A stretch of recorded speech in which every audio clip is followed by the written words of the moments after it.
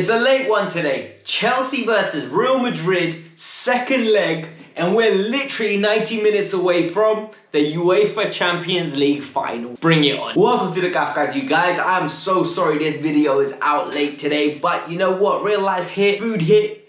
All of a sudden I'm watching Manchester City PSG. What a game. Half-time, by the way. I'm recording this during half-time, so I hope by that time we're playing Manchester City in the final. But in today's video, we are covering three main topics: Andreas Christensen's press conference, Thomas Tuchel's press conference, the predicted lineup and score prediction. So let's get into this video. Without further ado, hit that like button, subscribe to the channel if you're new. You know the drill. In the comments below, by the way, if we were at the stadium, do you think Hazard would get more love or Courtois would get more hate? I think Hazard would get more love, I'm not gonna lie to you. But let's get on with it.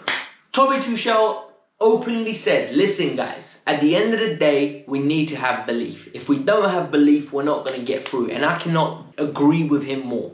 If we go in timid and if we believe we don't belong here, imposter syndrome, we will not succeed. And he said it perfectly. There was one line that he said in his press conference where he said, we are a proper semi-final team. And a lot of people said we don't deserve to be here. Who's talking now, huh?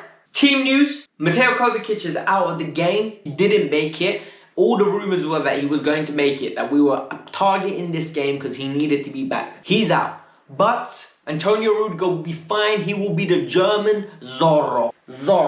He will have his mask on and he will be ready to come and beat up Sergio Ramos when he's ready on that pitch. Listen, corner kicks are going to be bad. That's what I'm going to say. Corner kicks between those two are going to be crazy. He openly spoke about Real Madrid's flexibility and how Zidane can openly bring the team up into different dialogues. So if you look at it, we can go from 5-3-2 to a 4-3-3 in a switch of a button. Literally, Real Madrid are that well drilled, that well organized, that it won't be difficult for them to do. And with the potential of Mendy and Valverde and Sergio Ramos coming in, it's all likelihood that they're going to go for 4-3-3.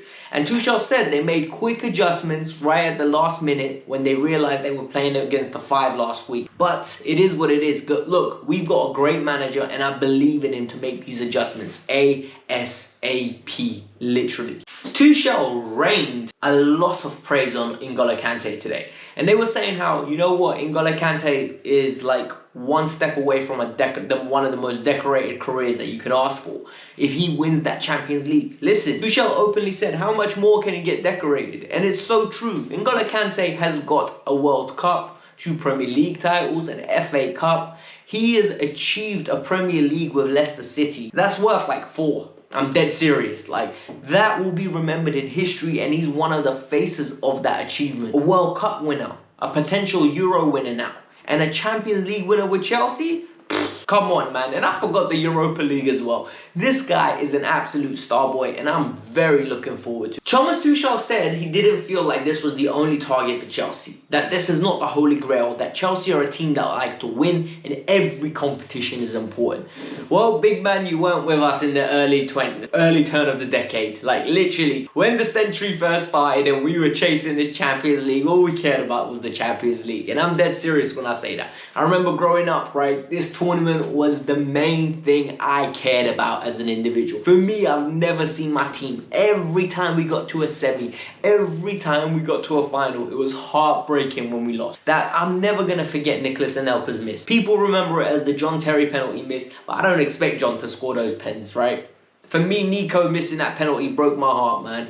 I was fuming the next day. Absolutely. He said it nicely. Look, the preparation for the game is going to be normal. Nothing special. Under Frank Lampard, the team used to sleep in a hotel before the game. Under him, big man said, go home, see your wife, see your kids, have a great evening, come over, we'll meet up at lunchtime, we'll have 7 hours before kickoff, and everything's gonna be Gucci. And I actually like that, you know. Keep it as low-key as possible. We don't need this to be a major occasion where everyone's stressed, everyone's like, oh my god, this is Real Madrid, and all of a sudden we're getting slapped. I don't want to see that. I really don't. Keep it calm, keep it organic, and keep it natural feeling. Everyone running on natural fumes and it will be a great performance, trust me on this. And then Andreas Christensen stepped up. I'm sorry, on behalf of everybody, Andreas Christensen has the most boring voice I have ever heard in my life, right? Andreas Christensen is a boring man. Honestly, sometimes I wonder how people like that exist. Like, he just sounds so lack of energy, so lack of... You're in a semi-final of the Champions League, big man. Smile,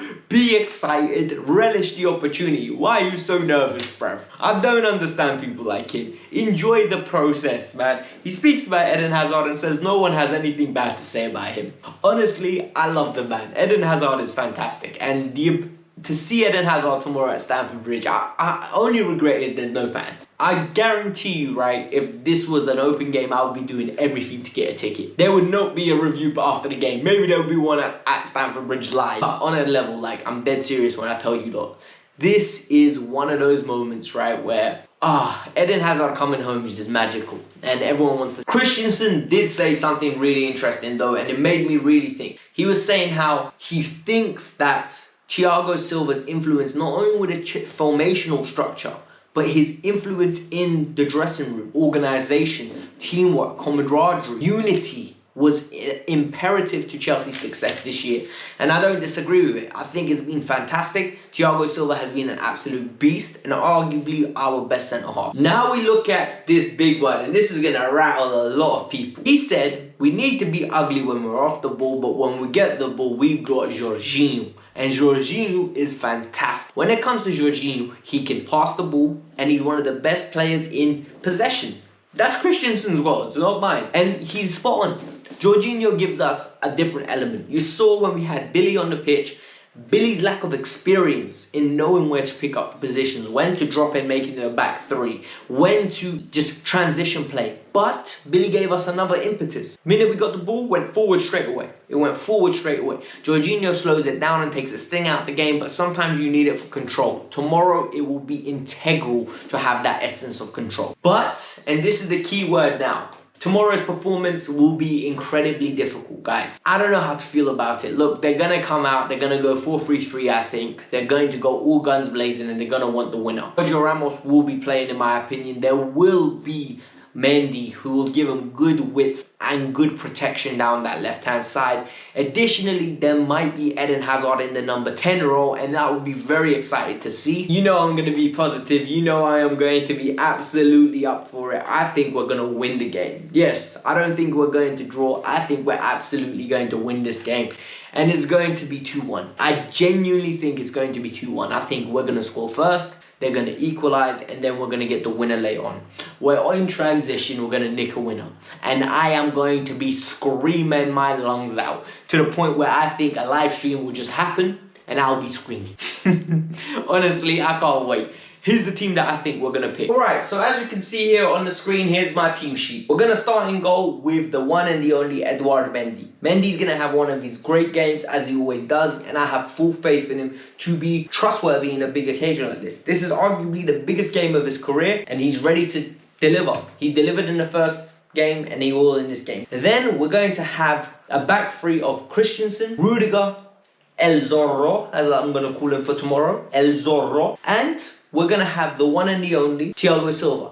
The trio. The trio is great, right? The trio has the passing ability on the ball of very good ball players. They've got good aerial ability, and more importantly, they've got good communication among the three.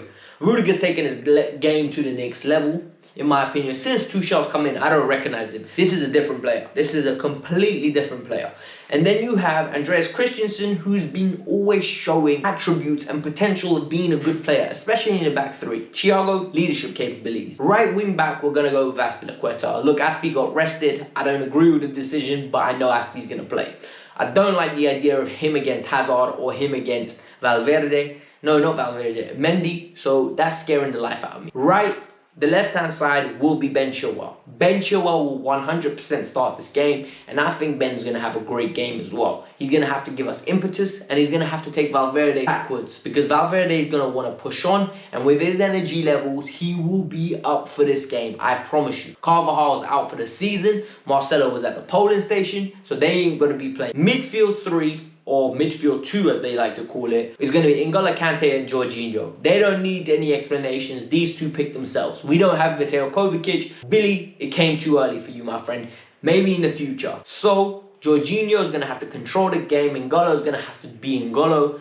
The front midfield 2, so the left AM and the right AM, is going to be Christian Pulisic and Mason Moutinho. Both of the players are going to have to be on their A game. It's a big occasion for both of them. 21 or 22 and 23 years old, and they're playing in such a big stardom. Like, this is what their dreams are. I am 25, right? And these are my dreams. And so I can only imagine what they're going to feel like tonight going to bed.